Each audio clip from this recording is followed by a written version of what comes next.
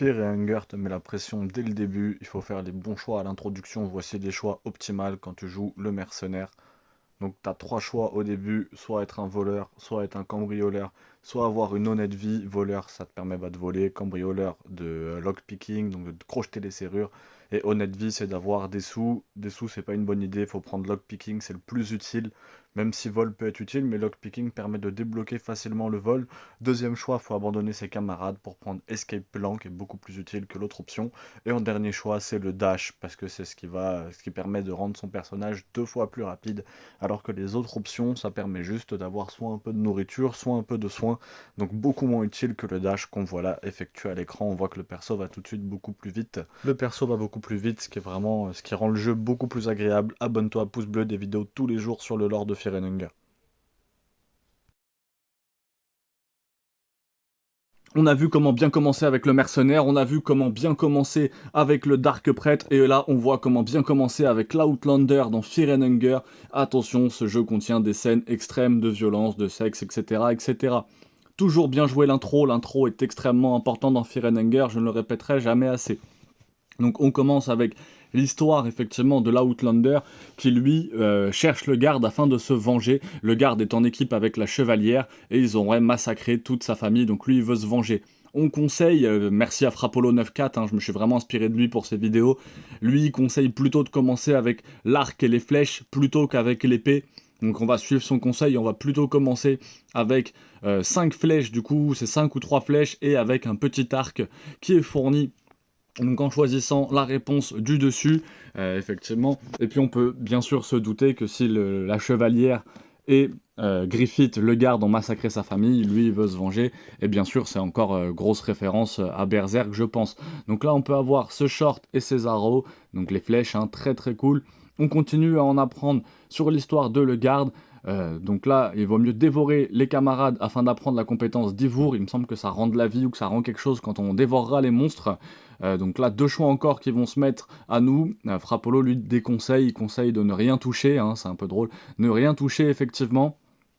Et de finir avec le dash. Donc chaque personnage peut avoir le dash, hein. Merci pour le petit commentaire, quelqu'un qui a commenté ça sous une des vidéos. Effectivement, chaque personnage peut avoir le dash, c'est pas juste le mercenaire comme je le disais. Et donc là, avec dash, ça donne quand même un avantage considérable pour l'intégralité de sa partie. Vous voyez, je vais même sauvegarder ces paramètres et les enregistrer afin de faire une partie comme ça avec l'Outlander. Abonnez-vous, pouce bleu, une vidéo par jour sur le lore de Fear and Hunger.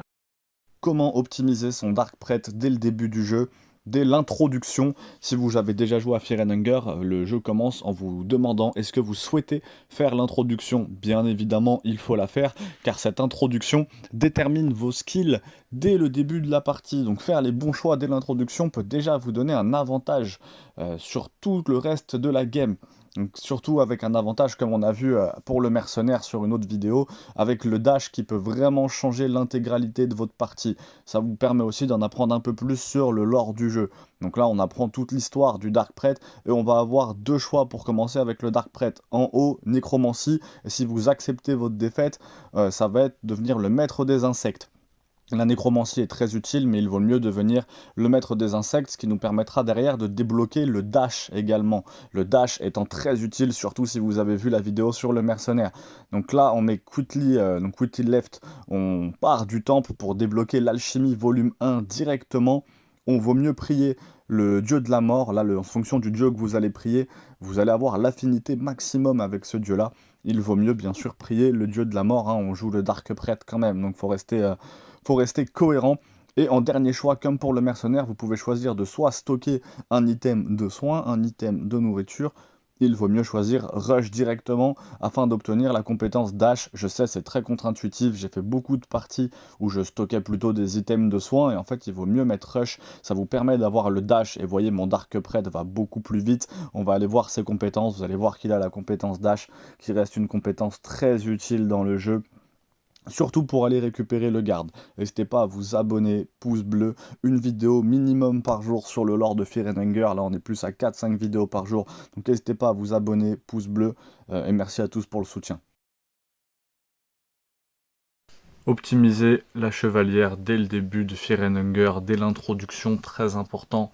de faire les bons choix au début afin d'optimiser son personnage dans l'introduction de Fear and Hunger. On a déjà vu le mercenaire, on a déjà vu l'Outlander et on a déjà vu le prêtre des ténèbres.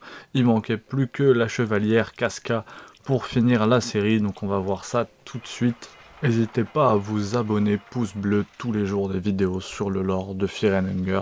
Donc on commence l'introduction de la chevalière directement, on va en apprendre pas mal sur elle. Elle est venue sauver le garde, sûrement par amour pour Griffith, hein, si vous avez suivi Berserk. Le mercenaire, lui, il est venu ici pour voler et ramener de l'argent pour sa femme. L'Outlander, il est venu pour se venger parce que la chevalière et le garde ont tué sa famille et elle vient pour sauver le garde directement. Donc là au début, prenez la première option qui vous permet d'avoir l'attaque rapide, bien plus intéressante que la deuxième option, il s'agit de défense pour la deuxième option. Donc on a encore un peu de lore effectivement. Deuxième question, très importante en plus, il faut bien mettre break directement. Si vous mettez la deuxième option, vous aurez seulement 20 pièces et ça sert à rien de mettre 20 pièces. Donc vous mettez break, ça va vous permettre d'avoir le dash. Et le dash est très utile, hein, je l'ai répété dans toutes les vidéos. Le dash vous permet d'aller plus vite et ça améliore quand même grandement votre run.